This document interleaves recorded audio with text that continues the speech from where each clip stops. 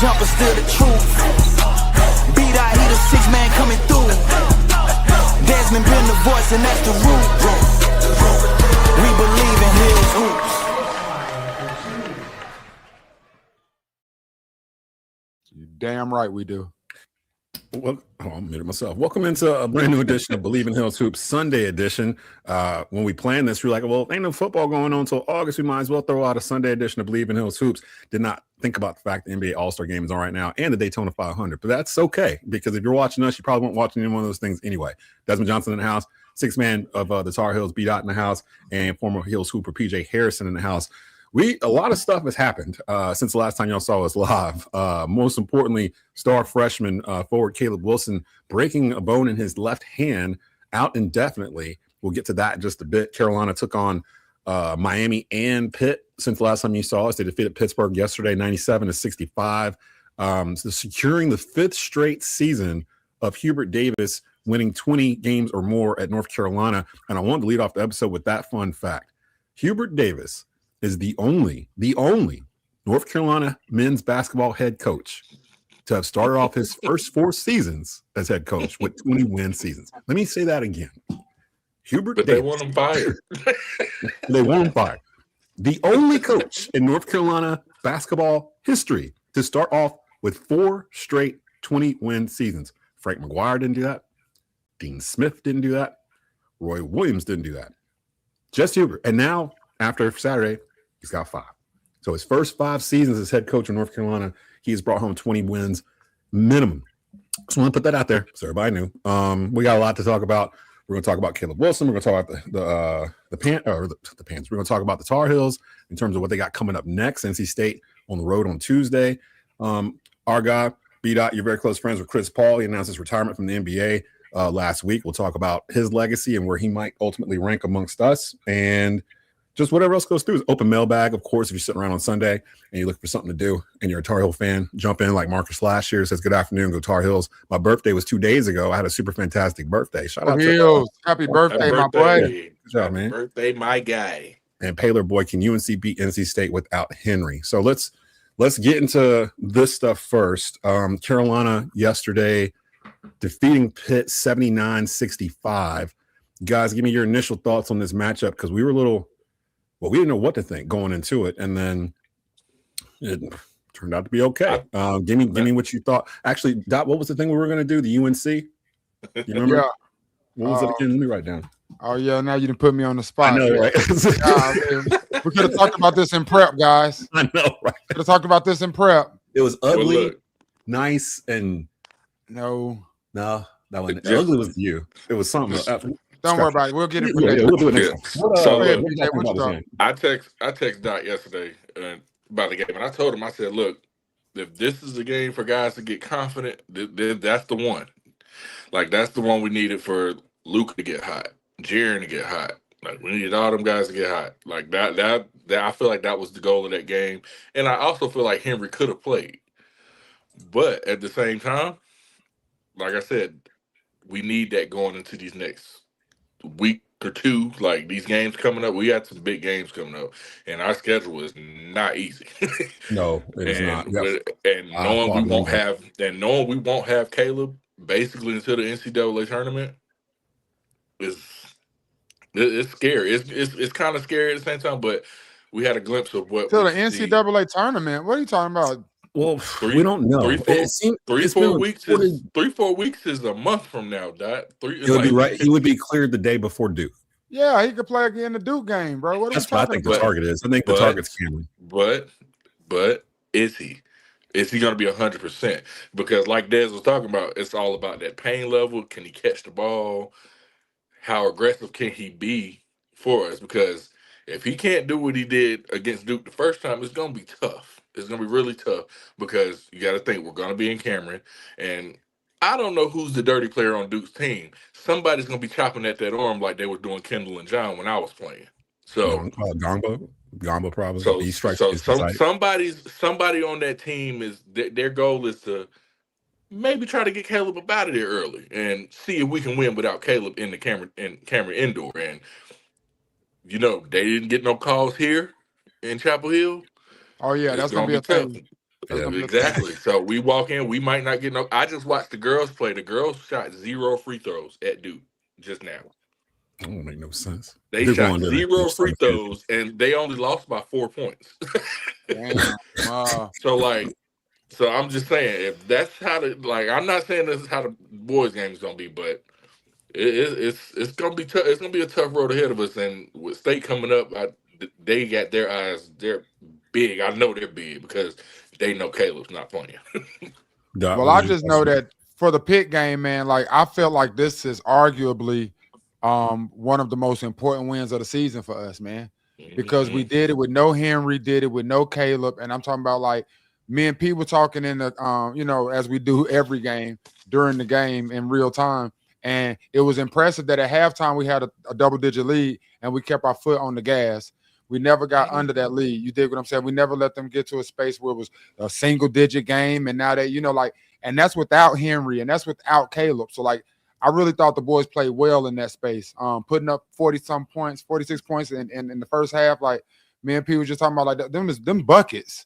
Like, them is buckets, you know what I'm saying? Like, and so I was impressed with that. But again, even though like Pitt was down to 6 players and all of that, historically over the past 3 to 5 years, Pitt has come and punched us in the mouth, and there's been nothing we would do about it. Like they would never have a skill level that equaled ours, but they will always come out there with more aggression and they will punch us in the mouth.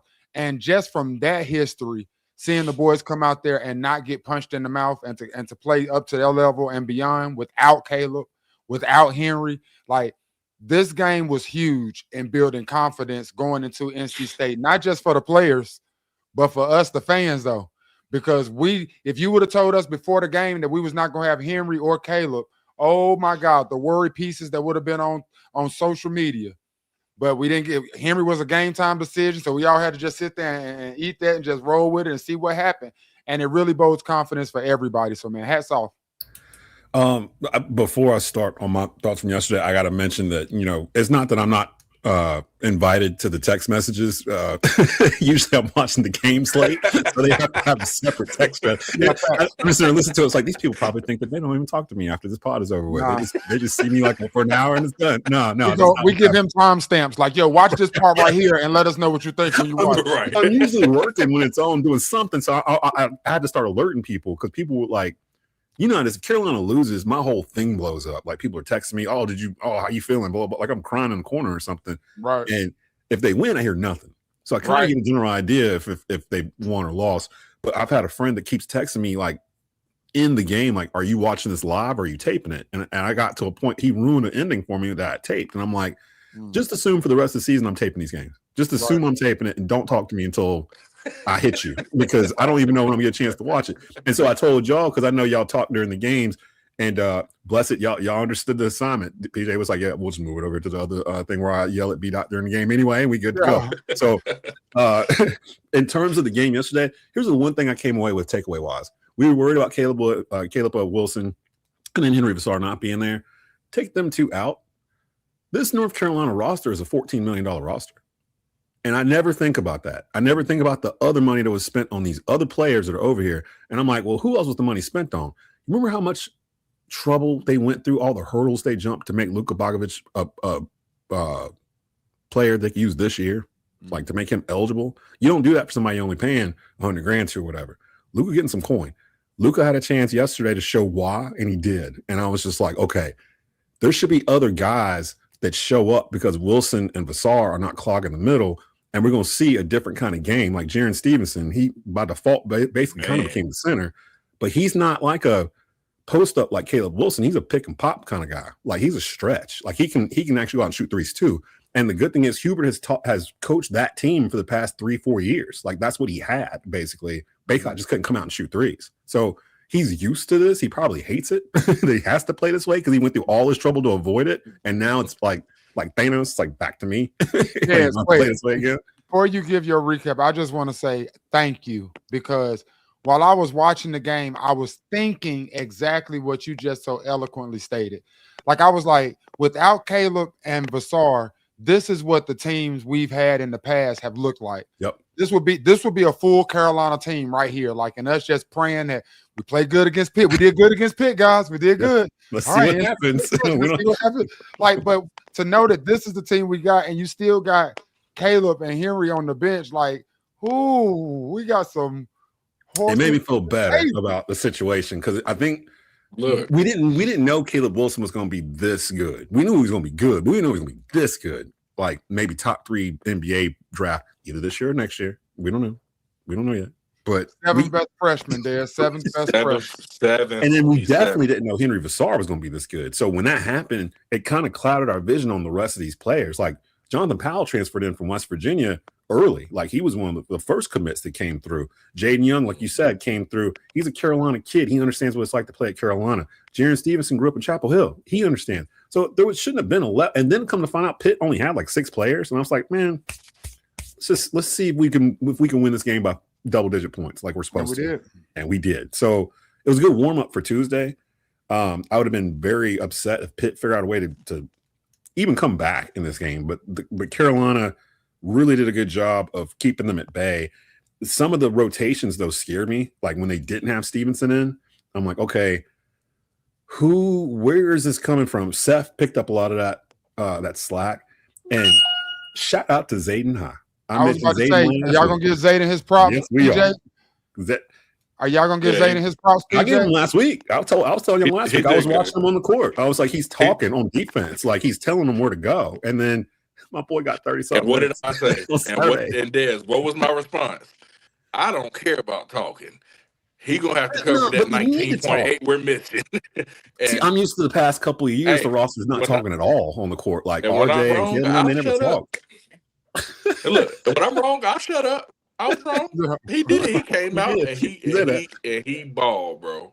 He balled. And now, like you said in the text chain, once I finally rejoined it after I watched the game, I mean, all he's doing is increasing his portal status at this point because we ain't gonna probably see him in a couple of weeks. Y'all gotta chill. I don't know. Now, hey, look, Hubert saw something in this kid that we didn't, to the point that he brought him back. Like he technically could have just moved on from him when he left last year with everything that was going on, and he brought him back in. So he sees something there with him. So on that end, I'm glad that he's going to get these minutes because it will help us in tournament time where we've got another big that's got some minutes and experience and come in, and we don't expect a drop off. Well, we don't expect a huge drop off from whatever we had in there before. Seth Trouble played a great game. Seth, like he had a little pep in his step on Saturday. Like he was trying to catch a body. That one dunk he almost landed where he came in with 2 and in the last second about fell off the bed. I was like, what's going on over there? I didn't even know PJ was still on here. I can hear him, but I can't see him. He's there. The screen went dark. He's there, but what's going on, PJ? You all right? I'm here. Your screen is dark. Your screen is out. Like your screen ain't on. Okay. Well, I thought he was gone, bro. No, let me get. All right. Let me fix myself. Y'all go ahead. Okay. Okay. So he turned. So that was yesterday. We ain't gonna talk about the Miami game because we didn't lead start to finish. Everybody came out hurt. Wilson came out hurt. Hey, let's get to the Caleb Wilson stuff here. Fornicating on Franklin. That's what happened. Them boys ain't had no legs, man. Out there fornicating after Franklin. That's what I was thinking. And they had to play him 2 days later, 48 hours later after Duke. They didn't go to sleep Saturday at all. When that boy took that belt off, his pants fell down. Okay, that's what happened. So they did look kind of not lackadaisical. They just couldn't get up They had no legs. They had no legs. They had no energy, no push. And I thought there was going to be a time where the bench was going to save us. I thought we were going to be straight. That better. Yep, much better. No, the bench did play a lot better against Miami on the road, which was good. I like our bench. I like our bench compared to previous couple of years where you got some things that Hubert can kind of mix and match with and some different combos. I think this is going to help. Actually, it's kind of almost a blessing in disguise. Well, depending on what happens with the wins and losses, but I don't. NC State doesn't have a lot of height themselves, so we can go. What's going on with PJ's game? we can go into Raleigh and win that game, and it won't surprise me. They just got beat by Louisville. Mikael Brown dropped 45 points. I saw highlights. I know they messed my parlay up. I know they messed my parlay up. Listen, I know I took the money line. Hold up, man. Look, what is going on with your camera? Like, you're not there anymore. And now B-Dot's frozen. Oh, now I'm back. Okay, I'm back. Okay. Everything's going crazy today. Sorry, y'all. We gotta figure out PJ's camera. Like it's not even showing slow. You need a graphic that can go right there. Just you need like an avatar or something, like so you just at least show your face like on the thing. What did you go out and go back in? Can y'all hear me? Yeah, we can hear you fine. Yeah. Okay, I don't know what's going on. Just talk to me. Just talk to me is crazy. Just talk to me is crazy. Talk to me. Come and talk to me. I really love it. What? They know what I look like. Sheesh.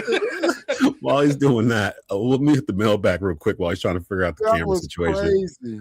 Happy All-Star Sunday, guys. We're gonna talk about the All-Star game. Hopefully, found it. There's Avatar. Okay. Big shout out to Conca Triple, man. Yeah, I thought he was gonna win that thing, like especially after the first round. Man, Dame shouldn't even have been able to participate, man. I agree. I totally agree. I was like, what is Dame Lillard doing out there? He ain't played a game all year. Like, what is happening? He got fresh legs. That's trash, man. Nah, that was whack. Do you think that that was actually my thing for All-Star? Do you think they should cancel the dunk contest? Yes. Okay. I'm not alone. It's over. Or at least move it up to like first or something on Saturday. No, it's over, man. Making it last like it's the marquee I thing. didn't even see it. I just saw the highlights, if that's what you would like to call it. And my God, like I seen a dude hit the side of the backboard and almost give himself a concussion.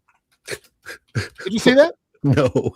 Dad, you didn't see the dude that tried to he throws him an alley off the side of the backboard and Buddy tries to catch it in 360. And when he turns around, he doesn't know where he is and he hits his face on the side of the backboard in the NBA dunk contest. No, hold on. Last night. This happened.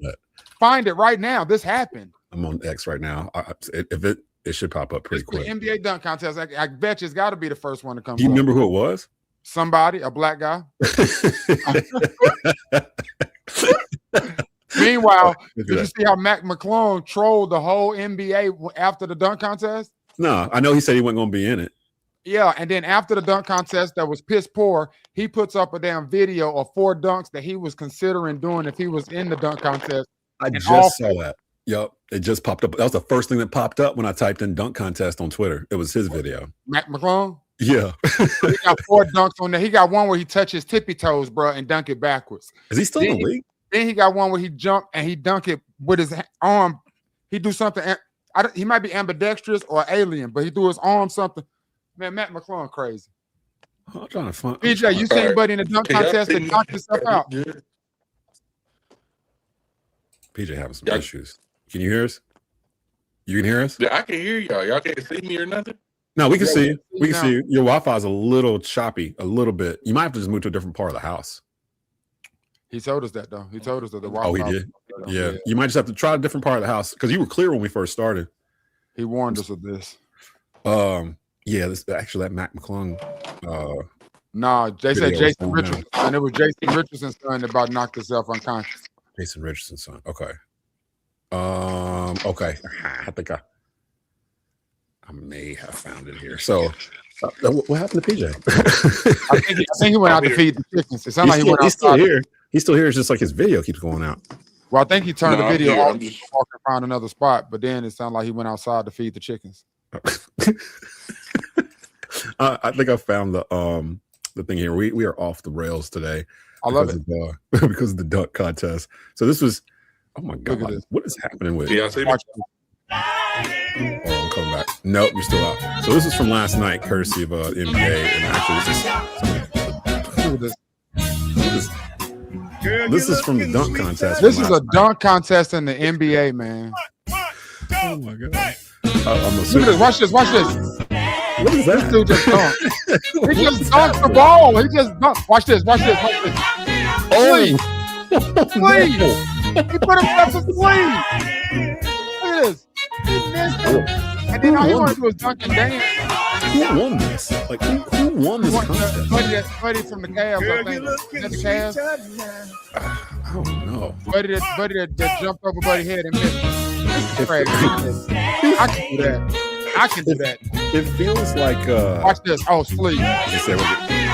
Knock me out. I can't even. Okay, I'm going to. It feels like it's the NBA dunk contest, man. That's where I could have went out there and did that. Webb and freaking Dominique Wilkins. Are you on a phone, PJ? I am right now. Yeah. Okay. Do you have a laptop? No, not near me. Okay, because I was gonna say switch to the laptop or something that's wiring in, or go outside or something. Something's going on. Martin, you say you're in Martinsville. Martinsville's not really. And I'm also in the sticks too, y'all. So well, then that changes a little bit, yeah. So we don't have to figure that out. But yeah, so I mean, it's the All-Star contest. It feels like the Shooting Stars thing and the 3-point contest, especially the 3-point contest, the past couple of years. And maybe that's a reflection of the NBA, where it's every game is almost like a 3-point shooting contest now. It feels like the 3-point shooting contest is taking over. Because last year wasn't it Steph Curry versus Sabrina Ionescu? Didn't they do that last year? Oh, see, something like that would be dope. I like that. And I'm gonna tell you something else that would be dope. Let's bring the 1v1 to the NBA All-Star Weekend, man. You know what? I bet some of these dudes wouldn't want to do that though. Like, no, I'm not, but I don't think you do it with NBA people. I think you can do it with NBA people because I think like a Kyrie Irving will take that smoke, and I think Anthony Edwards will take that smoke. I think Steph will. I think you got some guys that would take that type, be on that type. You talk about like getting the guys from actual YouTube and coming to like play against the pro guys. No, I'm talking about the pro guys playing 1v1 against each other, or if they don't want to do that, a pro guy could endorse a YouTube person, and then you represent them. Like I'm aware if Bron want to pick somebody, he want to pick Rob Cologne, then Rob Cologne participate in a LeBron jersey or something like that to that era. Hit your 1v1 is next, yo. Do me a favor, PJ. On your thing, hit the camera button so it pulls up your avatar and just sits there. That way, at least has that there for like clips and stuff later. How do I do that? That way we can still hear you. Yeah, there you go. Like that. Yeah, that way we can still hear you. All right. So All-Star Weekend is a joke. That's actually, I think they're about to start right now. The game. No, the dunk contest is a joke. The dunk contest is a joke. I don't like the format this year either. The U.S. versus the world get destroyed. They put us in two different teams, and they're going to be round robin against the world. But the world has all the best players. I love it. all of them. That's the only way you can make it. That's the only way you can make it competitive, man. Us versus the world. PJ, am I tripping about this? Like that's the only reason we'll have some pride because that's what everybody. That's the narrative that everybody is saying. The world is so much better than the USA players. Like the American players, they ain't got nothing. Like American players got pride. Like you don't think Kevin Durant hear that? You don't think Bron want to go out here and bust ass? Like, for sure. And I think that's why they beat France the way they did in the Olympics. I was going to say I just watched clips of Steph Curry, that 3-point flurry at the end of the fourth quarter of that gold medal game. But those foreigners are probably saying, "Well, who's the last American that won an MVP in the NBA?" James Harden in 2018. Wow, really? Talking that talk though is exactly why Americans gonna give them that belt tonight. See, that's that's type time I'm on. Like, cause they are talking just like that. They talking real spicy, SGA and all them boys. But I'm telling you, man, like I think that's the only way that they could have made this game even remotely competitive, dog, is to put that type of pride on the line. Like this is low key like an Olympic game. We got our best versus the world's best. Like, what's up? And our best are aging out too, because when you talk about our best, Durant's 37. Oh no, we aging out like he's close to 40. LeBron is 41, 42. I mean, it's got to be Anthony Edwards and the Jason Tatum, Jaylen Brown. He's not playing right now, but Jaylen Brown, it's got to be those guys. Like, I thought it would be Ja, but he wants to do other stuff. But why not LaMelo Ball, Brandon Miller, Con Knipple? Like who I should have won a 3-point contest, but he's in there with a killer named Dame Lillard. So, by the way, I'm going to Charlotte Thursday. I'm going to Hornets Rockets. And your wife down there for that, and had a gap in the schedule, strangely enough. So we're going down Thursday to watch that. I thought it'd be blacked out because it's Durant and the Rockets, but tickets should be on the way tomorrow. So I'll be in Charlotte Thursday night for that. Let's circle back to the Hills real quick because. Somebody, Traver Jackson, 8359 is with us when we come on live. Appreciate you coming through, Trey Boy. He says that they say that Zayden High plays great during practice. Do you think Isaiah Dennis can get some playing time? If he doesn't, Isaiah's gone to the portal. Why do you think he didn't get in yesterday? Why do you think he didn't play yesterday? Is he hurt? No. What is no? We just so deep at the guard, man. Like you got Derek Dixon, then you got to get Luka, then you got Seth, then you got Jaden Young, then you got what happened? I got fat hands. I hit the hit the microphone. You got Kyan Evans. You dig what I'm saying? Like that's like 6 guards right there before you get to Isaiah Evans, and like Isaiah Evans is like a downhill point guard. So who's? I mean Isaiah Dennis. I'm sorry, Isaiah Dennis. Isaiah Dennis. My bad. Isaiah Dennis. The whole conversation. Downhill point guard, right? Like so, is he gonna take Seth's minutes? Is he gonna take Kyan Evans' minutes? Is he gonna take Derek Dixon's minutes? Like whose minutes do he take? It's a tough spot, man. Like I hope he doesn't go to the portal. I hope he can take it. Like I'm just learning this year, man, and next year I can get some minutes. But with it being this portal and this NIL era, man, and as talented as Isaiah Dennis really is, dog, like it's gonna be tough to keep him in a Tar Heel uniform. Scary. Well, if he stays though, he might be a starter next year. You know what I mean? Like just depending on who's left and who goes. And we started talking with the Caleb Wilson injury.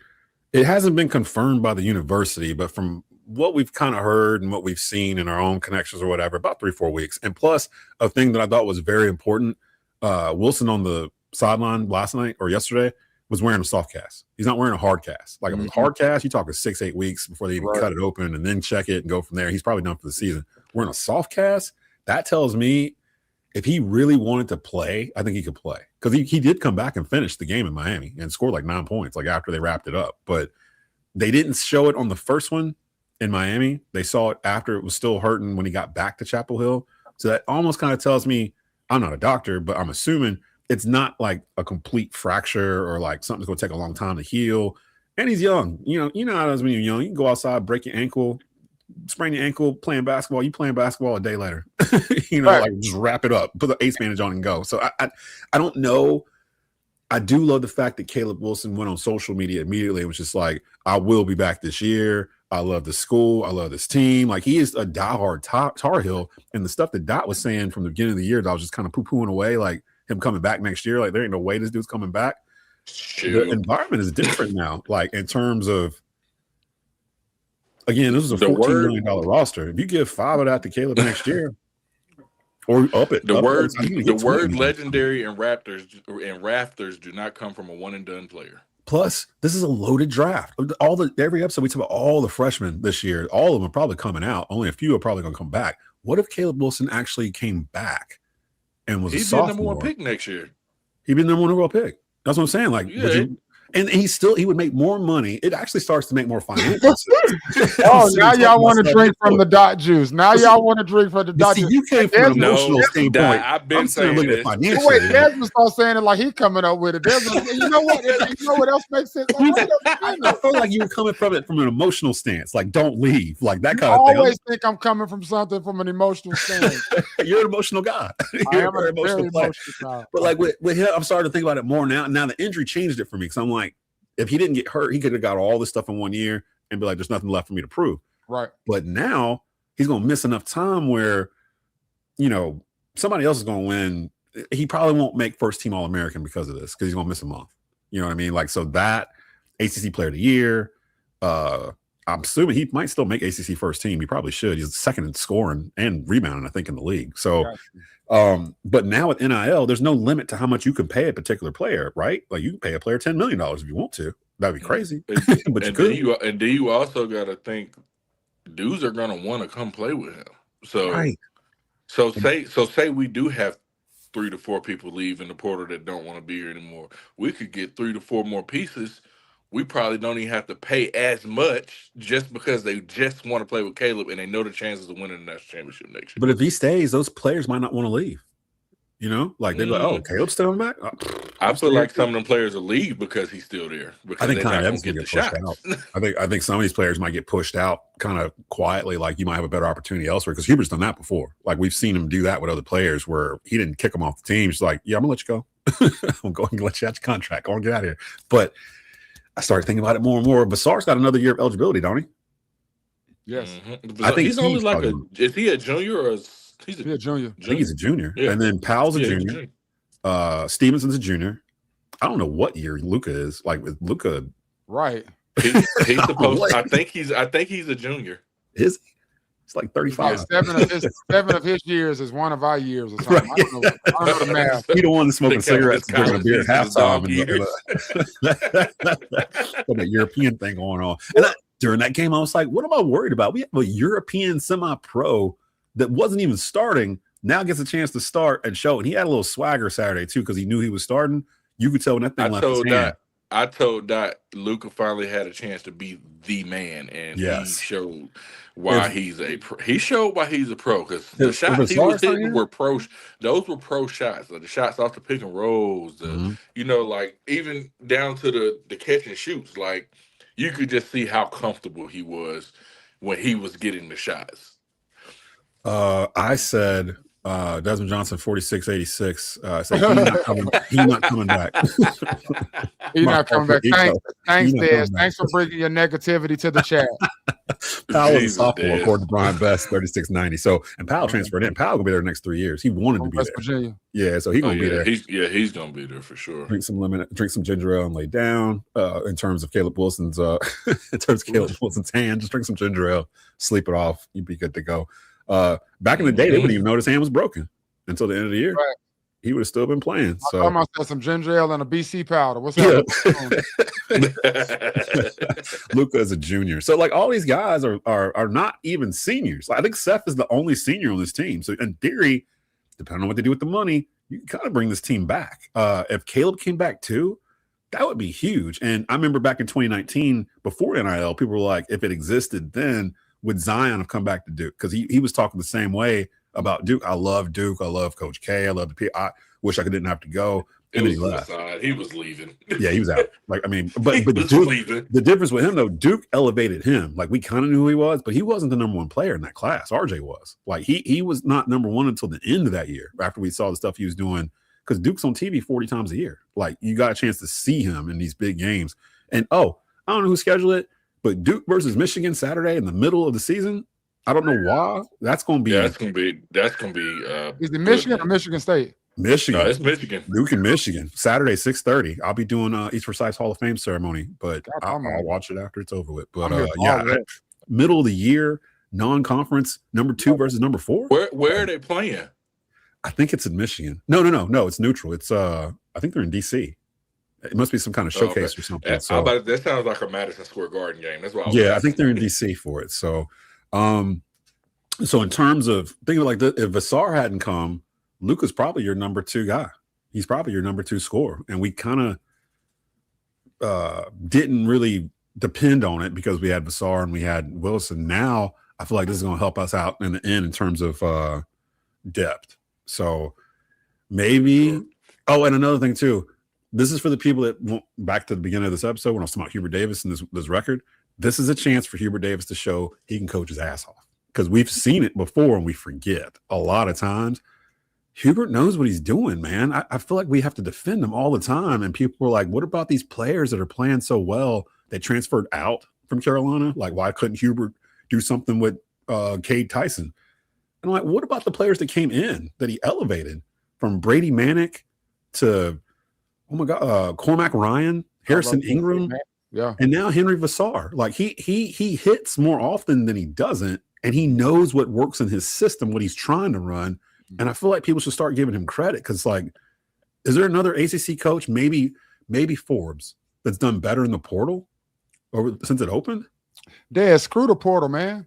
Like, you started this show with a stat that said HD is the only coach in Carolina history to start 4, now 5, his first 4, now 5th season with 20+ wins. Yep. The only one. Anybody can get upset about that. It's selective amnesia. I bet people even count the couch coaches. The couch coaches are going to get mad. They just want to have a reason to be upset with HD for whatever reason. It ain't got nothing to do with basketball, because the man gives you 20+ wins a season. Every other, like, and more times than not, as you're saying, he's hitting in the portal. More times than not, we are in the daggone NCAA tournament. We played for a natty. We beat Duke on their most humbling of nights. Like, what else does this man have to do? Like, dead ass, bro. We gave belt to Duke in Cameron, and then we gave belt to Duke in New Orleans, all in the same year. Nobody thought we would do that. I will never let people downplay that. Like, people love to say, "Oh, that was years ago." No, man, I will never let you downplay that. Nobody expected us to do that, dog. They had just came to Carolina and gave us belt in the Dean Dome. We weren't even supposed to be in the tournament. Like, we snuck in the tournament like the last weekend of the year. Like, we weren't even supposed to be there, you know? Like, and he did this. And for us to have to constantly defend this dude when he just, for the most part, he's just winning. He's trying to figure it out. And the first 3 years of when that going on, him winning the 21 seasons, that wasn't even his roster. He was still playing with Roy's kids. Like, he didn't really get his own roster till now. So for the Hubert doubters out there, I don't know what else. The only thing he hasn't done is win an ACC tournament. He's done everything else except international. And that's why I said the worst thing he could have possibly did in his first year was go to that national championship. Because now that's what the expectation is up here. Like, so, like, of course, like, now everyone's like, okay, we can go back next year then since he did it this year. Like, see, Baby 42, I'll have to correct you there. He said they play like 40 games a season now. 20 wins is 500. You only play 40 games if you won the national championship. Like, you can't play more than 40 games in any season, and you can only get to 40 if you play the national championship game. So, and I don't even think you can get to that many games. I think it's probably like 35 or 34. It's like high 38, 39. I think they make it where you can get to 40. Or 40 is the max. I believe you can even play in college basketball for a season. So, Baby said, I love Hubert. He's a nice guy. We need him to be a little mean. Brother, he's been mean these last few games. Yeah. He's been mean these last few games. I don't know if nobody's seen it. When they blow that whistle about to go to commercial, everybody look at Hubert going forward. Like, depending on what you're doing on the court. Did y'all see him crash out after Miami got like 4 straight offensive rebounds? Oh, when he broke the clipboard or whatever? Oh, my God. And it was like, y'all clean it up. I ain't even peep. Go back to that first. I think it's like the first. No, it wasn't even a TV timeout. He called a timeout because I literally watched Miami. Daht, I think I texted you and was like, "Can we just get a rebound?" And literally, like 30 seconds later, he was calling the timeout, and all I could see is his jacket flying. That flip, man. And if you see him either slam his glasses down at the scorer's table or he does this little strut thing. Hubert is hot, baby. He is mad. It's like a little half circle he walk in. He waits for them to walk into he walks away to figure out what he's going to say. Like a half circle. Then he comes back and he just starts yelling. And he's like Roy, right? He don't cuss, right? No, you don't curse. I can really imagine what words he substituted to say. Dang nabbit. That was Roy. Did you ever get cussed out by Hubert Davis? What did I say the other day? Whippersnappers. Hey, that is PJ. Have you ever got cursed out by when you was coaching? You was there, right? I'm gonna be completely honest. Roy has cussed me out, so I don't know about that one. What did you do? You made Roy curse. You a bad boy, man. Listen, which incident was it? Which incident made Roy curse? Which incident was it? Which incident? The one where I was the best player on the team in every single practice and I couldn't play. Oh, he cussed me and Les McDonald out every practice because we were killing them in practice, but we couldn't play. What that mean? Like getting any shot you want, dunking on cats? Like what? Like put it like this. I was on the scout team. I had to play certain players, so I was doing anything I wanted to in practice when we were playing people. Like, so when we played like Duke, who was there then? I want to say not sure if it was Seth Curry was there. It was somebody that was there, and I was that guy, 15. And dude, and I mean I got chewed out every practice. I was ready for it every single practice. He knew. Why would you get chewed out? He didn't want you to kill, or just the fact that he didn't want me to. It was just the fact that I was killing so bad that. And I couldn't play. It pissed them off. Like, and I understood. I get it. Like, I understood for sure. The point cursing. You got Roy Williams out cursing, like actual cursing at you. But like, Hubert takes all that from them. Like, I love the fact that Hubert played for Dean and coached under Roy. So he played in the NBA. So he's been able to kind of blend all that together. And a lot of times I hear people talking about Carolina switching on every play or whatever. That's NBA defense. He's basically running NBA defense at a college level.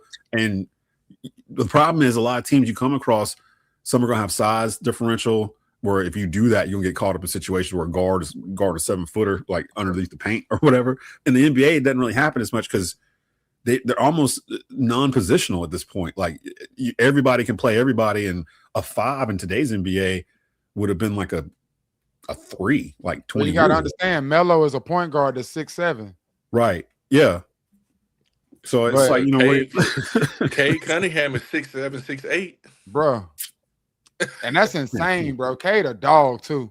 He's so cold. He's good so cold. segue. Good segue here as I'm looking at the clock here. And I want people to chime in on this. Shout out to everybody that's in the bag right now. And shout out to Maryland, UNC class of 76. Love y'all with affection and gratitude. Maryland checking in. Class of 76. Thank you, Maryland. A lot. So yeah, that's good stuff there. So y'all know that Winston-Salem legend Chris Paul, Daht's good friends with Chris, does a lot of events with him. I've met Chris once. He had done it recently. I don't think he used to do this thing in Winston. It was like a Chris Paul Winston weekend or something like that. Yeah, buddy. And I went to one year. He had Ludacris and Ray J here in concert, and at the Joel. And then we went to that, and then he would do a celebrity bowling tournament, and I met him there when I was writing for Sports Corner Monthly. We got press passes to go there, so we went out there, and I remember to this day they pulled up in these Phantoms that opened up with these suicide doors, like to AMF bowling lanes in Winston-Salem, whatever. They literally pulled up, the doors open up, and Chris hops out with LeBron James, Dwayne Wade, Chris Bosh, Rudy Gay, and I got a chance to shake hands with all these dudes and talk to them. And we were literally sitting behind D Wade and LeBron while we were watching the bowling thing going on. And I remember the editor of Sports Corner Monthly, he had his daughter with him, and he was trying to get Wade to turn around to take a picture with his daughter. His daughter was sitting right there. And I remember to this day, he kept going, hey, D Wade, why don't you turn around so we can get a picture with my daughter? And Dwayne Wade turned around and shot this man like the evilest look I've ever seen in my life. He turned around like, and he took a picture like that. So he's like looking at him like, who is this calling my name out? By any means necessary. Dude, that's really annoying though, because I mean, I've never been a star that D Wade was. Don't get me wrong, but I've been a star in Greensboro, and Amy per year 77, great podcast. And I've been to places where people do that. Like I'm doing something, like maybe I'm doing something. People keep calling my name. So I get it. Like that, dude. It gets annoying. Like I don't get like that. Like star gazing or whatever, or starstruck, I guess the word. I don't. I mean, maybe because I've been around so many like athletes and stuff now, and Daht, you probably can attest to this too. Once you get to a certain point and you're around celebrities a lot, you don't even think about it being, oh man, I'm sitting here talking to such and such or whatever. It's just I'm always in a conflicted spot with that, man, because like I do have a level of celebrity. I go places and folks recognize me and want pictures and want my time and want to talk to me about whether it's from radio or TV or a podcast and any of that kind of stuff. But then I'm also in a space where I'm a fan of folks. You dig what I'm saying? So like to your same point, when Chris Paul brought the basketball game to Winston-Salem State, oh my gosh! 2010, I remember that. Yeah, the All-Star game. Like, you talking about the lockout, right? Yes, bro. Like there's a lot of them there. Yeah. When they called me, the whole AAU team there. Yeah, bro. He called me and said, "We're bringing one of the pickup games to Winston." It wasn't Chris that called me. It was his brother CJ. He's like, "We're bringing one of the pickup games to Winston." I'm like, "Are you serious?" He's like, "Absolutely." I'm automatically assuming that they're gonna take it to the Lawrence Joel, Wake Forest. You know, that's what. And he's like, he was like, "Yo, yeah." He was like, "And we're thinking about having it at Winston-Salem State." And I'm like, "Say what?" Yeah. He was like, "Yeah, we have it at Winston-Salem." And like, I'm the PA announcer for football and basketball at Winston-Salem State. So I was like, "And who doing the PA?" He was like, "You the PA announcer, ain't you?" I was like, "Don't play with me, man. Like, stop playing. Like, are you serious right now, dog?" He told me the date, bro. The date was homecoming weekend. It was homecoming Saturday, dog. We had a football game. After the football game, I hopped in the truck and they drove me over to the gym, dog. And I'm talking about in walks LeBron James, D Wade, just like the list you just read off, verbatim. Y'all walking together. Steph Curry, add John Wall, it was just absolute. Add Kevin Durant. Like it was the top Kyrie 15 Irving. players in the league. Kyrie. It was the top Josh 15 Selby. players in the league that was there. And they come in with like that aura, like the Rick James episode of Chappelle's Show, where like they come in and they just stand in the door, and you just see all it's like smoke and like shoot. John Wall was a hit. Wasn't that John's rookie year? John Wall's rookie year. I don't know, but I heard he was the best player that day too. He was killing him. Listen, dog, that was probably the best basketball event I've ever been to in my life. I wish I had gone to that. Because when I saw it after, I was like, oh my god. To be on the mic for that, dog, like that was like it was just so insane, dog. And like at the end of the game, Isaiah, I think, was like maybe 5. So he's there with me, and damn LeBron take off his headband and give it to Zay. Like we still got that damn headband to this day, yo. Bro, seeing Bron and D-Wade in their prime, bro, that bro dunking on WSSU rim. How they yeah, that's crazy. Bro, that was I know insane, they had to go back and tighten them things after that. Bro. Oh yeah, definitely. Because LeBron, that's all he was doing that day, right? Just dunking on everything. Oh my god. There's one video where he dunks so hard, man, the whole gym just goes crazy. And I'm like, we saw it, Brian. We saw it. And like you can see Chris. He just standing. But my favorite moment of that is none of that. My favorite moment is Chris, because Chris is so mad. Like he's pissed. Because like Chris is the ultimate competitor. So like he's trying to win. And like Brian is like getting a lot of shine right now. So he doing all that. So Chris, if you go back and look at that video, you'll see Chris doing like this. Like, come on, man, let's go. Forget all that. Let's go. Because he's trying to get a fast break. Like, no, man, let us enjoy this moment of LeBron James dunking and just standing there looking like Bane. It was just like Bane just standing there. Wasn't Rudy Gay in that game too, Dot? Rudy Gay went crazy too. He was hanging out with him around that time, yeah. So, yeah, I mean, and that was that. Now, we bring up Chris because, again, he announced his retirement from the league. 21 years, I believe he played in the NBA. And we were having this conversation off of camera, and I was like, well, let's bring it to the masses so we can figure this out. Chris Paul finished second in assists all time behind John Stockton. If you don't know what John Stockton's assist record is, I always tell people on the radio, that is the one record in sports that will never be broken, is John Stockton's assist. He's too far away. Like, there's no one that's active right now that's even in the top, like, 25 that's not like close to 40 years old, so like there's no one that I can see on a pace to catch him.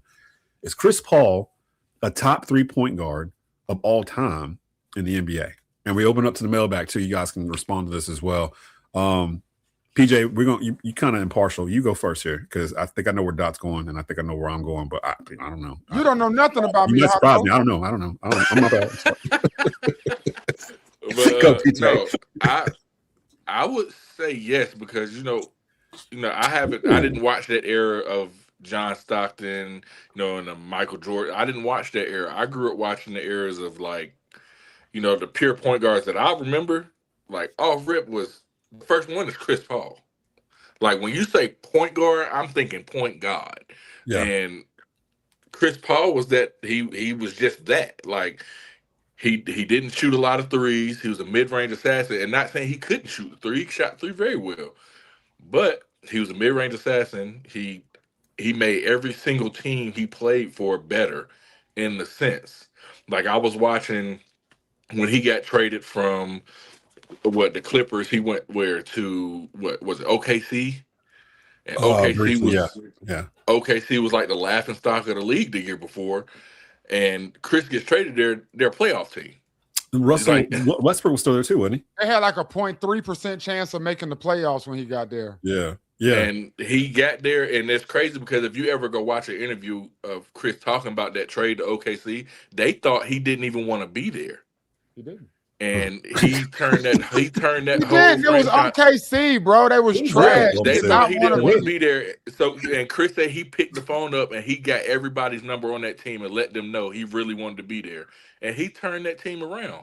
And he went from OKC to Phoenix, and he led them to the NBA Finals. His first time getting out of the conference finals, he led them to the NBA Finals. So.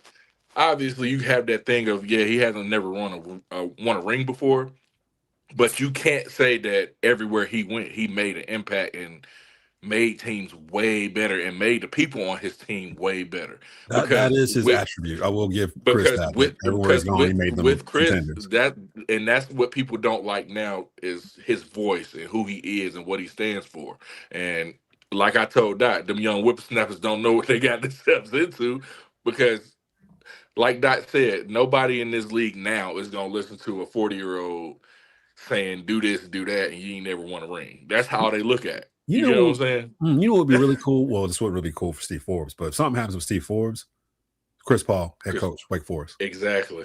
That would be dope. Because it feels like he's going to be a coach. Mind. Winston-Salem State just got rid of their head coach. Chris Paul, come on home to the college that you graduated from and head coach at Winston-Salem State University.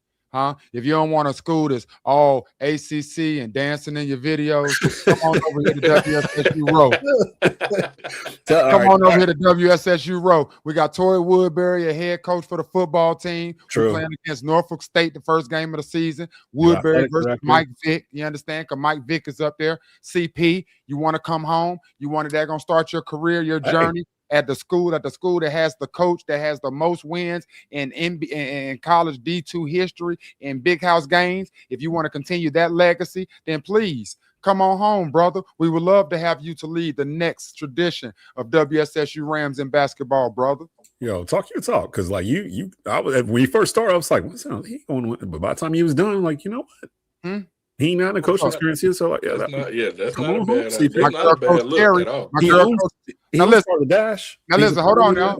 Now don't let me gonna really start laying it out for you, because he has his AAU program right there. That could be a direct pipeline to what's going on right here to the HBCU circuit. Everybody's being a part of the HBCUs, and what he could do in D2, we could have a D2 national championship with Earl to Pearl. I don't know if you know the history. Yeah. But we could go right back to that and get right back to that level right there. Terry, Coach Terry over there for the women's team, they ranked 18th in the country right now. She was on like a 19-game winning streak. Then we took a loss. But this is like one of the best teams Winston-Salem State has had in women's basketball. Coach Paul, Coach CP3 at WSSU is beautiful magic. So having said all that, is Chris Paul a top 3-point guard of all time? Man, you got to think about John Stockton. And even though he had on pajama shorts out there throwing balls to damn Karl Malone, like all damn time. Like, you giving the ball to Karl Malone. Karl Malone is top 5 all-time scoring, man. That's how. Because that's what them assists went to. No, they it wasn't. Stockton Malone, pretty much. Fair, a lot of them. Like, I gotta respect that. Because if it was that easy, everybody would be doing it. So I got to respect that. I got to give that to John Stockton. Number one. I'm not saying anything it was easy because of Malone. I think, if anything, he helped Malone's career. 100%. The ball, yeah. So assists and steals, like he was active on the offensive side and the defensive side. I got to respect that. I got to put him in there. Magic Johnson changed the trajectory of point guards. Like I cannot even verbally accurately express how he changed that position with his size, with his swag, with his showtime, like all of that. So I have to give him that.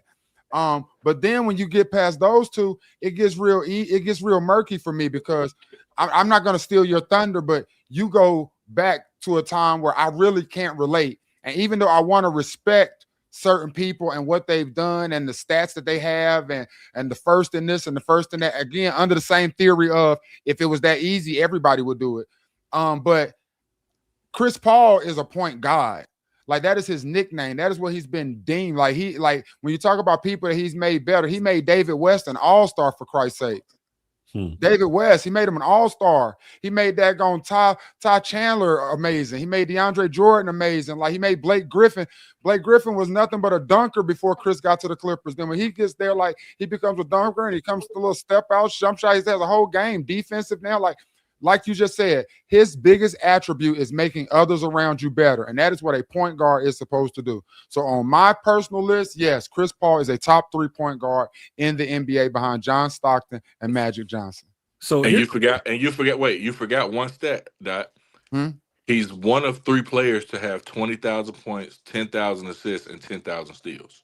And let's not talk about his 2 gold medals that he has. And I know you're going to talk about the championships that he does not have. And I understand that. And that is very warranted, because this is a league and this is always a discussion that is based on championships. Hence, Michael Jordan being 6-0. You can't top that. So I understand that. However, in the 21-year illustrious career that Chris Paul has had, and the way he has impacted the game and is viewed as the point god from everybody over the last 21 years, he makes my top 3.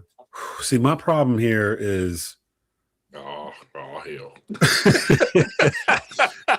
We're saying top three because I feel like both y'all gave your favorite point guards as opposed to like best. Like no, because if I would have gave my favorite three, that's different a little bit too. But go ahead. I think you did say like for sure. and some others like that. Yeah, okay. Sure. So for me, I'm like, okay, John Stockton ain't my favorite.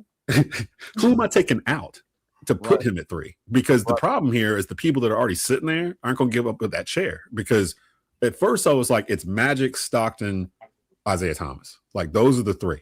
Like Isaiah Thomas had the craziest handles of a professional basketball player that wasn't like Skip to my Lou or somebody that I've ever seen, like or Jamal Crawford, somebody like his handles was crazy. Mm-hmm. And I hated him. I hated Isaiah Thomas. I hated the Pistons. I hated everything they stood for. Bad boys. That was a bad time in the NBA. It was like hockey, like watching pretty much when they won their 2. And he's won 2 rings. And he's won Finals MVP. So like he's got the accolades there. Then I started going a little bit deeper into it. And I'm like, honestly, I don't like him either. But Steve Nash has 2 league MVPs. Steve Nash should be in this conversation, right? Because he's got NBA league MVP. I think that's one of those MVPs he shouldn't even had. Yeah, it should have been Kobe's. I know. But when we start doing that, I think we get too focused on the hardware. And I think that's when we start to figure out what do you base your top 3 on. If you're only basing it on hardware versus hardware, then of course CP is going to be in the lower end of the spectrum there, even though he is a 9-time defense, all defensive team. And like he gets it on both ends too. He's number 2 right behind Stockton in assists and the steals. So he does it on both sides too. But see, I use a mix of both because I understand like it's the LeBron argument because all LeBron stats are because he played for 21 years at the same level, if not higher, and never dropped off. So like if he's averaging 25 a game for 20 years, he's gonna pass Kareem. But you say he's gonna, as if it's so easy. If it's that easy, everybody should be doing that. Easy and they're not. But we're not LeBron. You know what I'm saying? Like, it's easy for him. He this is what he does. Like this is his job. And as long as he's healthy. No, I'm talking about the other basketball players. Like when Kareem Abdul-Jabbar was on his 18th, 19th, like what was he doing? I do get that. Yeah, Kareem's still starting until the very end, but he wasn't the same Kareem he was like, in Milwaukee in the 70s or whatever. No, not even close. But I mean, he had to get mad. Like the Celtics got him mad that one game, and the next game he just like turned to 79 Kareem. But then there's one guy we have not talked about, and this is gonna cause more controversy than anything else because there's a debate over what he plays. I can't put Chris Paul over Steph Curry.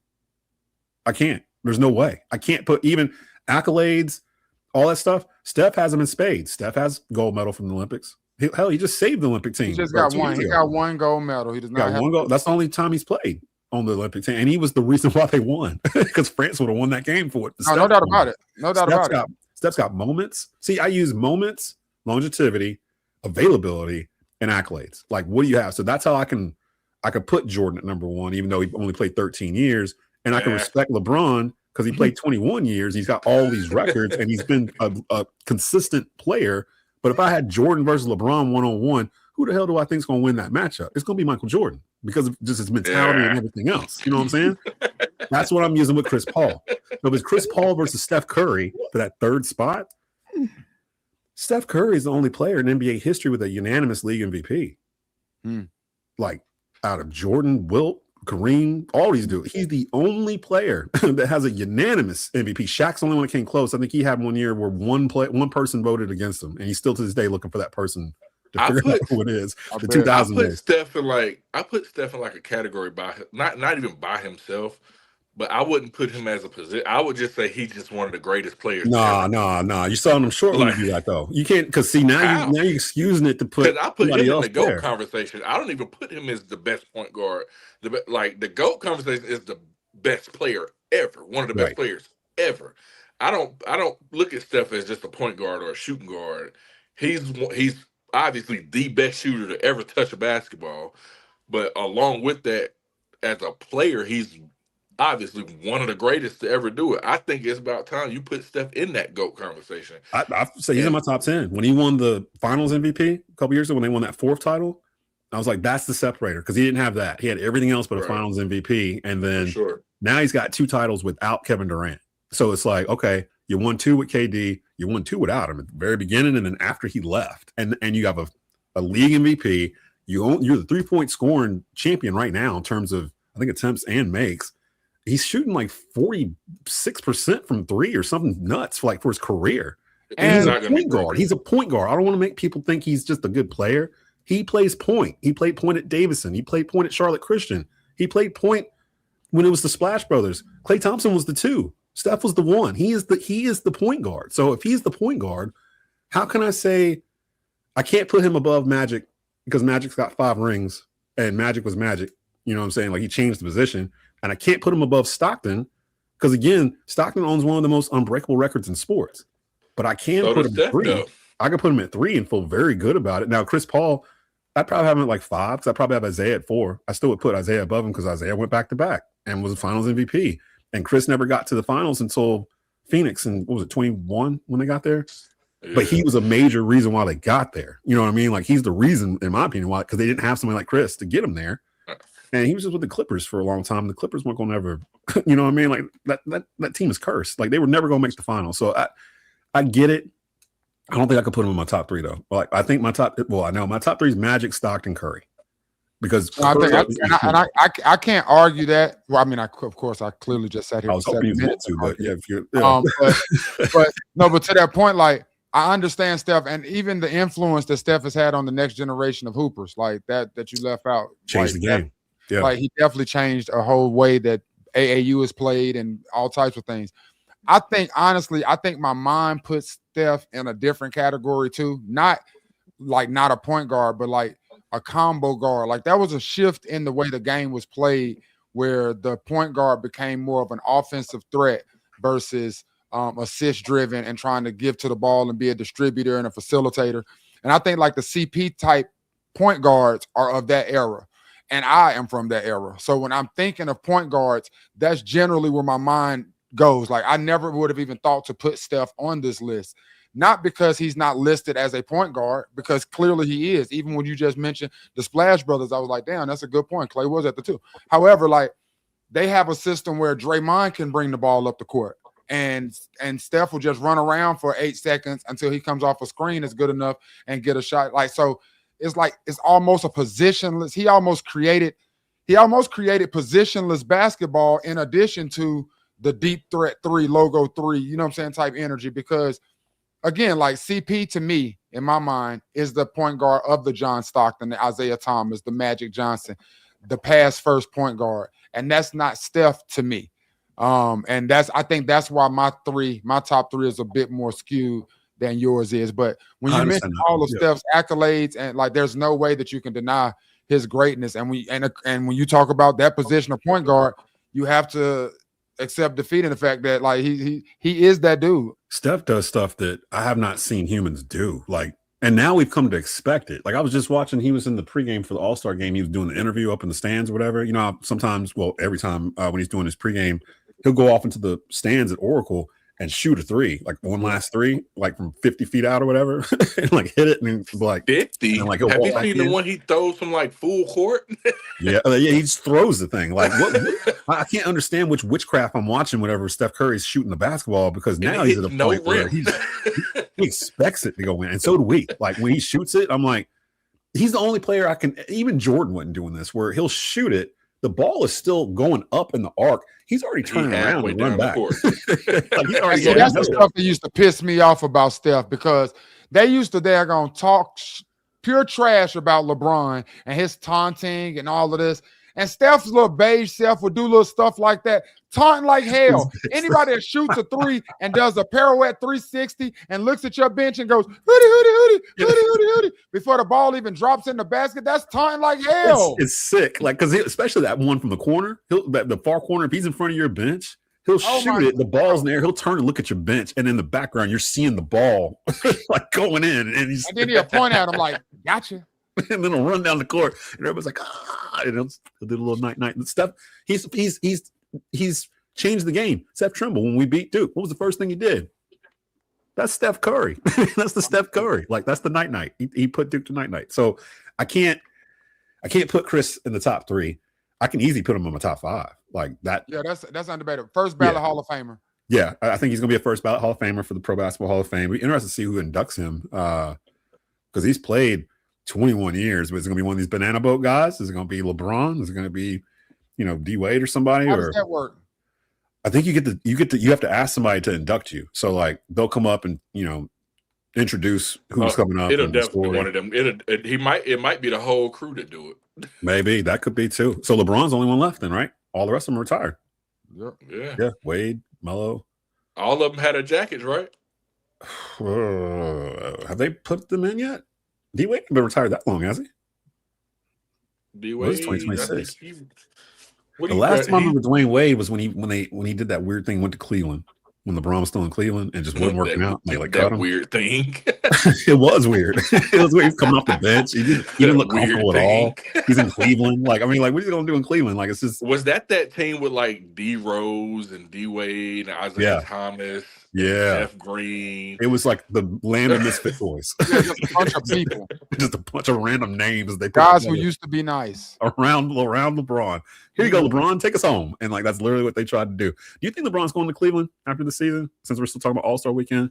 Yes, and taking his boys with him. Because he ain't gonna be in LA. The Lakers have made it very clear that they can't wait for the season to be over with, so they can go ahead and thanks for your services, LeBron, and we'll see you later. It's time to build around Luka, and that's what they're going. I guess that's what they're going to do. But why would he go back to Cleveland for a third time? I think he should retire. I do too. Just stop, man. You don't need to even if you go to Cleveland, you wouldn't be the favorite in the East. Yeah, I don't know. We're at that point of LeBron's career where him adding on to a team doesn't automatically make them a favorite. I don't know. They already got James and Donovan, bro. I don't know. You can't say they can't be the favorite. Sure they can. Very well he's could playing be. With Luka right now. He's playing with Luka right now, and they're not really a. That's the West though. Threat. That's the West though, Dave. You gotta understand, Cavs was number one in the East at the beginning of the season, or was it last season or the beginning of this season? I think they were the last year, but they lost first round, didn't it? Well, how do y'all feel about this? So I don't know if I didn't see the year when they're doing it. They're adding two teams, Vegas and Seattle. And they're saying a team from the West is going to have to go to the East. Mm-hmm. It's like Minnesota or Memphis or. I feel like it's going to be OKC because they're the closest to the East. Oh wait, I thought it was supposed to be a team was going to go to the West to even it out. They were saying they're going to send a team from the West to the Eastern Conference, and I just feel like it's going to be OKC just because OKC is dead center basically. It should be Memphis though. That's the closest. Memphis and Tennessee. Yeah, it should be Memphis. I never could figure out why Memphis in the West to begin with, but I don't know. I can't see OKC. OKC ain't. And I'm only saying OKC because I was thinking sending a contender to the East.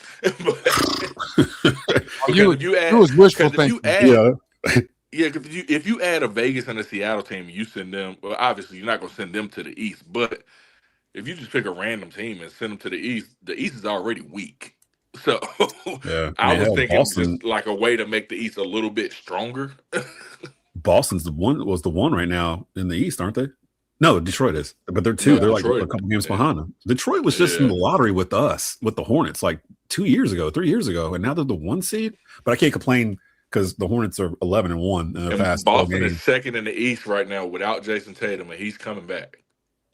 What, man? The Hornets almost gave Detroit belt, and I hope we play them. I hope we get the 8 seed and Detroit stay at that 1 seed, and we get a series against them in the Hive because we're gonna put belt to them boys again. Because Moose will be back, Moose, and that boy Miles, Melo, daggone Con, triple.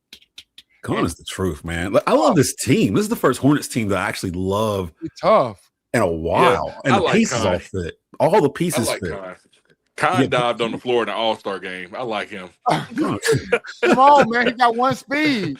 Hey, he dived on the floor in the All-Star game when you're supposed to be out there just chilling, dude. I love it. I love it. They nailed their draft picks. I think every person I've seen said A+ for the Hornets draft this past year. Because even the Ryan Kalkbrenner dude, the center.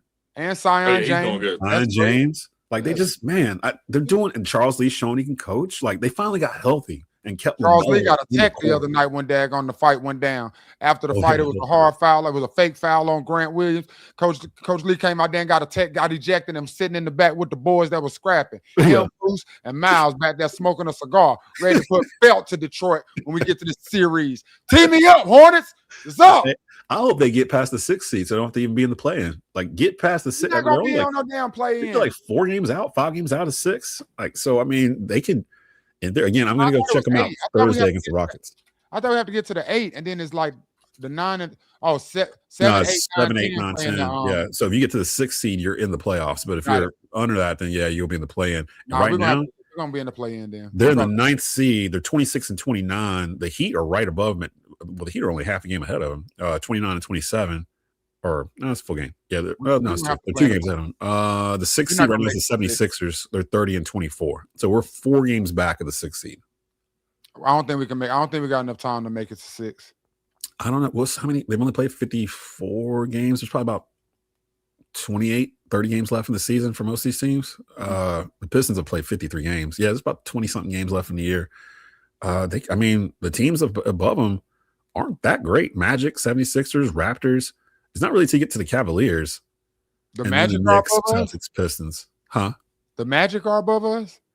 Yeah, they're in the 7th slot. They're 28-25. They're 2 games ahead of us. Oh, no, we're going to spank them. We can spank the Magic. And then below us, ain't nobody going to run us down. Hawks, Bulls. No. The Bucks have given up. The Nets, Pacers, Wizards. I mean. No, we done. So all we do is get higher.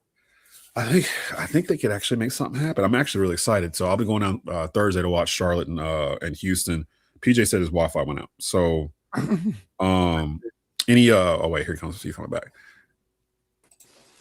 His face was there. As soon as I clicked it, his face disappeared. I turned it off because I didn't even want to play with y'all. Okay. I got you. So real quick, before we go, we'll circle all the way back full circle to Carolina, NC State Tuesday night in Raleigh. This is technically, I guess, guys, our second biggest rivalry behind Duke right now. I mean, no, they're not a rivalry. Ooh. If they just so happens to beat us without Caleb Wilson, I may consider it. Well, somebody asked earlier, can we beat them without Vassar? Because we already know we got Wilson. We don't know about Vassar yet. Can we beat them without Vassar? Yes. I think we could, just because the type of way we're going to have to play, like that run and gun type of style. Right. Yeah. And if Luka's hitting like he was hitting, if Jaren's hitting like he was hitting, and JP can come off the bench and hit some shots, I think it'll be a big game for Jaden Young if he gets some tick too. Powell had a dunk on Saturday too. It was nice. Like the wings are getting more confident, and like I said, State's not very big. They don't really have other. Van Leuven is their center. He's like 6'8". So it's not like they got a. And that's one of the main reasons. 2 reasons why we cannot lose this game. One is because of Van Leuven. Okay, we cannot let this man leave from Carolina and go over to NC State and then beat us. No, God, it's bigger than Reptar beat us. It's bigger than basketball. Then at the beginning of the season, Coach Will Wade was popping off all that trash at Hubert Davis and the coaching staff, talking about how he don't understand how they wasn't giving Van Leuven X amount of minutes, and every time he's given Van Leuven those minutes, they've lost. But that's not the here nor there. But Will Wade, all the trash he was talking with his little goofy looking self, and with Van Leuven, who left, those are 2 reasons. In addition to the fact that they're our little brother, but those are 2 reasons why we cannot afford to lose this game. And that Darren Williams dude, I'm trying to figure out. He talked about he didn't like Hubert because of the way he did Van Leuven. Like, dude, you came from Texas Tech. Nobody even knew you. Yeah, what are you talking about? Like I'm seeing your nose in business that don't concern you. Like, ain't got nothing to do with you. And I've heard that too. So hold on. In the bag, Marilyn Farber is saying, I'm extremely prejudiced and I'm not ashamed of it. Prejudiced in the sense I can't stand Duke. I can't stand North Carolina State. I can't stand Wake Forest, even though my daddy went there. Best basketball player who ever lives, Michael Jordan. No one come close. I'll watch you too. Okay, so Marilyn's talking about her favorite players. This is a quad 1 because it's on the road. It's at NC State. So not only are we shouldn't lose it. We're not supposed to lose it. We got to have it, like, in order to secure a better season for us, because we don't know how long Caleb Wilson's going to be out. And if we can beat if we can get a quad 1 win with him out, that says a lot. And going back to Hubert Davis, this is the first time Carolina's beaten Kansas, Kentucky, and Duke in the same season since the 81-82 season, and that was the national championship Jordan from the corner year. Nice stat. Throw it out there, and I'm with you. Like, State's not really – I don't look at them to the same level as Duke. Duke, I look at them like a spotter at the gym. When they're good, we're good, vice versa. We kind of need each other, like a symbiotic type relationship. We don't need NC State. Like, If we left this conference, we would leave NC State behind. So well, we wouldn't be able to legally, but we would want to leave NC State behind so fast. Like send them to the SWAC. They're like the little brother that runs around after you. You trying to go somewhere, but they're like 12 years younger than you. You're like you can't. Bro, I think they got the bragging right of the last game we played in Carmichael was against NC State, and NC State beat us. And at the end of the game, Coach Valvano, I believe it was. That's why I don't like Coach V to this day. Like respect to Coach V, but I don't like even his passing. Like still. Yeah, even with that. So what? I base it on what you did while you was alive, my boy. I care. I base it on what you did. I don't have any love for the living Coach Valvano. None. Because he was the last person to shoot a basket in Carmichael while it was the damn boys' gym. Like after the game, he gets a basketball and shoots it in the freaking basket so that he can say he was the last one to make a basket in there. Jimmy V. And Jimmy, he's the trash V. I was thinking what PJ was saying a couple episodes ago about how the Dean Dome is situated like right there by the men's dorms or something, like for the basketball team. You know, they're talking about now. It's starting to pick up some speed about them building a new stadium. It looks like Carolina North is where they're going to build it. And I was thinking about the scene after the Duke game where everybody just spilled out of the Dean Dome, and you're right there. Like you can't do that if they move it up there, but it sounds like what they're going to do. And Arlo Bynum was on my show Friday, and he was saying that the girls have decided that when the new arena is built, they're going to leave Carmichael and they're going to be playing in the new arena too, because apparently Carmichael, they've kind of outgrown it, I guess. But it's Carmichael. It's so nostalgic. I understand that the locker rooms are kind of built weird and they're small and that kind of stuff, and you want to, move on with the times, but use it for. I think they should do one game there every year, like in the beginning, like exhibition or something. Like when Carolina played Winston-Salem State, play it at Carmichael, like and put it on TV, and that way you can show it out. And or one of these early games, like when they play like Western Carolina or Elon or somebody, put it in Carmichael because you're not going to fill up the Dean Dome on those games anyway. So put them in there and let it still be something. But our thoughts of them just renovating the Dean Dome, I don't think that's going to happen at this point. It sounds like they're going to build something new. If they build something new, you can't call that the Dean Smith Center, right? It's got to be something. What the hell is that going to be? The Roy Williams thing, or is it still going to be Roy Williams Court in this facility? Is this facility one of those complexes where you have AAU tournaments on the weekends and it's just home games for like what type of like? It's going to be very unfortunate. Of course, it's going to look amazing. Yeah, it's going to be a top tier facility in the country. Let's be clear about that. Now it's going to be beautiful. Trophies everywhere and banners here and there. Like, what do they do with all the banners? Yeah, you can't fit. Oh man, see, what do they do with all the banners? Every broadcast you ever watch, they always say the first thing everybody does when they walk into the Dean E. Smith Center is look up into the rafters. There's 100 and blah blah banners there. Morgan Captain Mo 004 says Zayden High balled his ass off on Saturday. Him and Henry Vassar will take care of Lubin. Oh, we ain't worried about Van Lubin. Like, I don't think we're looking at it like Van Lubin's gonna go off or anything. But they beat the hell out of Van Lubin. God bless Zayden High. I'd give him a little forearm shiver the first time he touched the ball. Just remember us? You left it. Now I wonder if he got kind of gently nudged out by Hubert, or if he decided to go out on his own or whatever, because he was going to be a big with us this year. Like actually him leaving kind of forced Hubert to go find somebody like Henry Vassar. So it kind of worked out, I guess. Good question, PJ. PJ, was you on the call? Were you on the call about the new stadium? I don't think they care about my input. But I mean, I can say I was, but I just don't really think they care what I think about the new stadium. I can lie about it, but I ain't gonna do it. It's not gonna be the same vibe in that new stadium. Agreed. So I mean, Carolina's got State on Tuesday, and then after that, let me look at their schedule real quick before we get out of here. They got State on Tuesday night, and then Syracuse on the road in the Dome up in Syracuse Saturday at 1 o'clock. 1 o'clock. Matter of fact, man, I want to make an announcement. We have added 3 more dates for the watch parties. 3 more dates for the watch parties. 7-1 versus Syracuse at 1. I'm sorry, 7-21. 7-21 next Saturday versus Syracuse at 1 p.m. We will be at Aura. Carolina family come out. We're just having a nice little vibe for us to watch the game and enjoy ourselves. We will be back 7-23 versus Louisville. That is a 7:00 tip. That game is in the Dean Dome. That game is at home. We will be back 3-3 versus Clemson. That is another home game, 3-3. I think that game is at 7:00 as well. Mm-hmm. And then we will be back, of course, for the finale until we get to the tournament, 3-7 versus Duke at Cameron Indoor. That tip-off is at 6:30. And I think that we're going to try to do Bleav in Hills Hoops live before the game on the Duke one. We'll all be in the house at Aura for that one. We'll have it all set up. I'm still trying to figure out the video logistics for it to get a video stream. Might be like a one-shot type thing with us sitting at a table or whatever. Yeah. Is there a stage at Aura? Not particularly. I remember you asked me that, and I was sort of thinking of an area, but I do think I know the spot where we were set up, like you're talking about right now. Okay. All right. So I have to bring some lights and stuff, but we'll be good money. Okay, cool. So we got all that going on. Again, Carolina taking on I'm about to say arch rival, taking on their friends from their nemesis.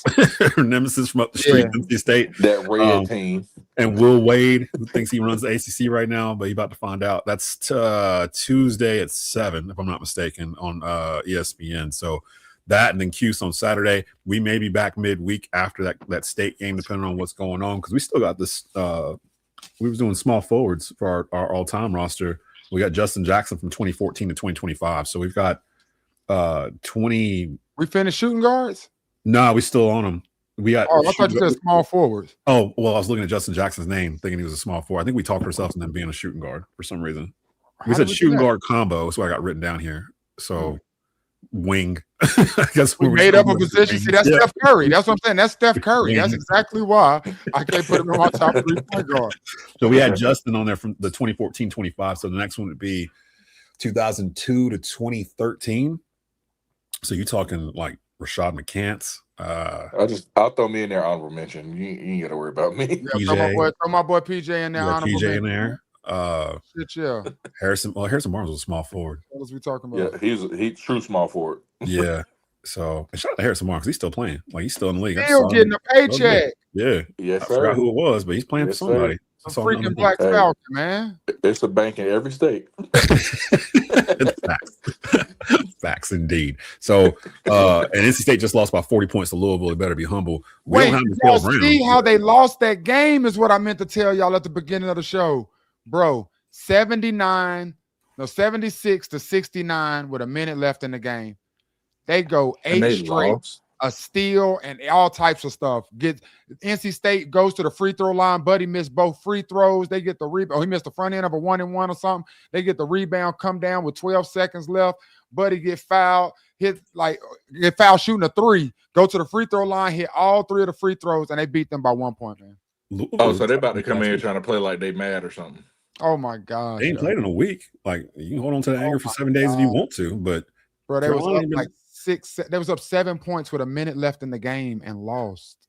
That's like how who just did that.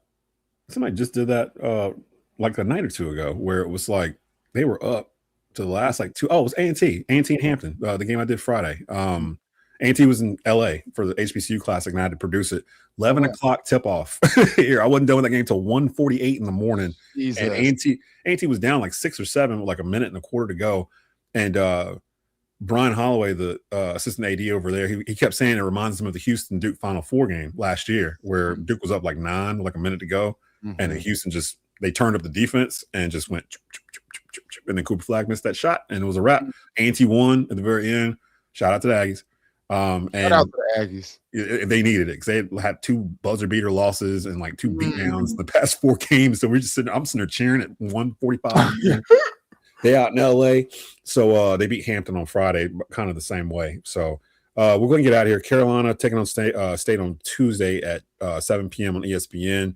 Make sure you follow the socials. Make sure you follow that so you can know when we're going to be on again. You can rate and subscribe at youtube.com/@Tobacco Road Sports Radio. The audio is on Bleav Podcast Network. So just search Bleav in Hills Hoops. You can find us on iTunes and Spotify. And we'll be back probably later on this week. We'll figure out what we're doing for after we get out of state. And if we get some news about Caleb Wilson or Henry Vassar, because we still don't know exactly what the lower extremity injury is. They never really said how long he's going to be out either. So he may not be available Tuesday. So we might be on a little stretch. We don't have the best front court in the country. So we'll see. Figure it out, man. HD. In HD, we trust. HD will figure it out, and HD we trust. So for PJ Hairston, for Daht, this is Desmond Johnson. You've been watching and listening to the Bleav in Hills Hoops podcast on Bleav Podcast Networks, brought to you by the fine folks over at Fanduel. We'll see you guys next week.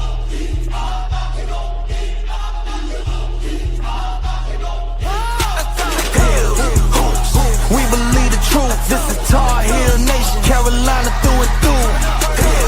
Hoops, yeah, we talk that blue. We believe in Hills hoops. How about you? PJ with that jumper, still the truth. Daht, he the 6 man coming through. Desmond been the voice, and that's the root.